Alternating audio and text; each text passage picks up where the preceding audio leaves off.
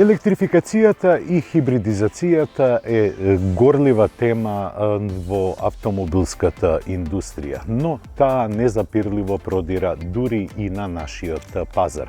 Peugeot има широко портфолио на електрични и хибридни модели, а денеска го имаме на тест хибридот, односно хибридната изведба на спортско корисното возило 3008. За дизајнот на Peugeot 3008 не треба многу да се зборува, бидејќи ги содржи сите оние препознатливи елементи за компанијата. Тоа значи дека има маркантна предница која наликува на заби од грабливка. А што се однесува до деталите, нив ги има многу, бидејќи за хибридната верзија Peugeot спреми неколку дизајнерски изненадувања. Од измените на задниот дел е забележливо намалениот простор во гепекот. Во 3008 има простор од 528 литри за оставање гепек, но поради поставеноста на батеријата и електромоторите, просторот во гепекот е намален на само 380 литри. Во внатрешноста не е жртвуван просторот, жртвуван е само гепекот, а додека на задната клупа имате простор во сите смерови и одлична удобност. Особено ми се допаѓа завршната обработка на седиштата која покрај оваа боја дава и посебна емоција на внатрешноста.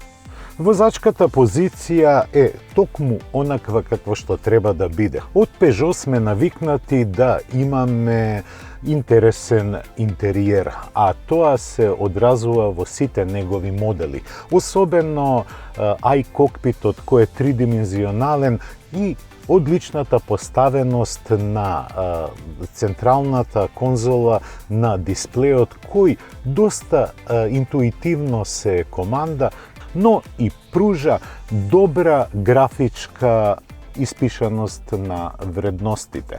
Малиот волан во многу модели ми пречеше за видливоста, но тука ја најдов мојата идеална возачка позиција. А каков е за возење? Тоа ќе видиме првично во градски услови.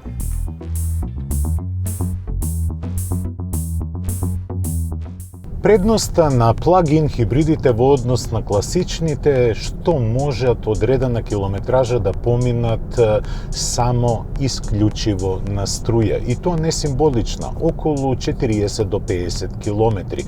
Таков е случајот и со Peugeot 3008 плагин хибрид. Тој е задвижуван од бензински мотор од 1,6 литри кој располага со 200 конски сили, но тука не завршува приказната околу силата, дури и продолжува, бидејќи имаме два електромотори кои се напојуваат од батерија која има капацитет од 13,2 киловат часови.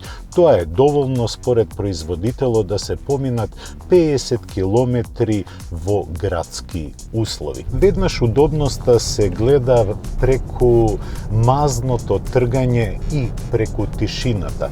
Дури се чувствувате како да сте на летечки тепих, бидејќи амортизацијата е извонредна, а тишината е насекаде околу вас. Приказната за користење на плагин хибриди во градски услови ми се допаѓа, затоа што имате сосема доволна дневна автономија да ги извршувате секојдневните обврски, а полнењето можете да го вршите кога ќе ја завршите работата или кога ќе стигнете во вашата канцеларија. Така во голема мерка се мигрира загаденоста од градските средини во средините каде што се произведува струјата. Големо внимание е посветено на ергономијата. Тоа е, впрочем, и второто име на Peugeot. Чувството во кабината е извонредно, особено кога го користите ова возило во градски услови, бидејќи прегледноста е сосема добра, а удобноста е на завидно ниво, исто како и интериерот кој зрачи со емоции. Возењето, како и кај секој електричен автомобил во градски услови, е извонредно забавно, бидејќи ве тера да возите и економично. А кога треба да се вози во градски услови и економично, тогаш се става менувачот во battery mode. Тогаш е изразена рекуперацијата која ви го зголемува дострелот на батериите. Се користи сета онаа енергија, па дури и енергијата на сопирање, за да се обноват батериите. Па, доколку возите умно и еколошки, оваа декларација од 50 километри автономија на струја можете да ја зголемите дури и за 10%. Но овој автомобил има 300 конски сили. Како што споменав, 200 доаѓаат од моторот со внатрешно согорување, додека системските дополнителни 100 доаѓаат од двата електромотори. Тоа може да алудира на добри возни својства. А за тоа ќе го искористам најблиското место до Скопје, нашето водно.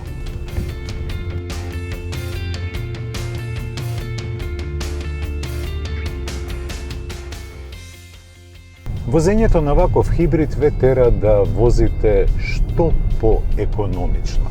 Тоа не значи дека требате да се откажете од сите ваши желби кон перформансите, бидејќи во ова возило ги има многу, но предизвикот на електричниот погон е да се помине што повеќе километри без емисија на издувни гасови. Оваа комбинација овозможува одлично забрзување. Според декларација, тоа изнесува 6,9 секунди, кои се секавични за ваков тип на возило. Иако е спортско корисно возило и малку поиздигнато од тлото, 3008 со хибридниот погон има одлични меѓузабрзувања, но и стоички се држи во свиоци. Поголемата тежина се чувствува и го занесува возилото, но лесно се скротува. А меѓузабрзувањата се одлични и го чувствувате сиот потенцијал кој го дава оваа комбинација. Се разбира дека при вакво возење не можете да очекувате голема економичност. На електричен погон може да се поминат нешто повеќе од 50 километри, но електромоторите се секогаш тука кога е потребна екстра сила или екстра забрзување. И кога ја форсирате, 3008-ката во плагин изведба знае да потроши и повеќе од 9 литри гориво, но доколку ја возите еколошки свесно, тогаш просечната потрошувачка ќе биде нешто испод 6,9 литри. И да не заборавиме, ова е економичен автомобил. Исто така и еколошки, бидејќи просечната емисија на CO2 на 100 километри е околу 30 грама. Доста интересна комбинација е оваа која се наоѓа во Peugeot 3008 плагин хибрид, но неговата висока цена го прави и го става во групата на дискутабилни возила.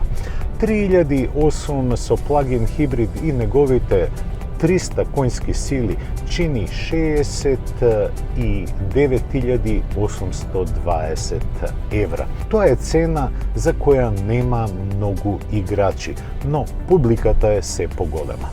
Тоа беше се што подготвивме за денеска. До гледање за 7 дена.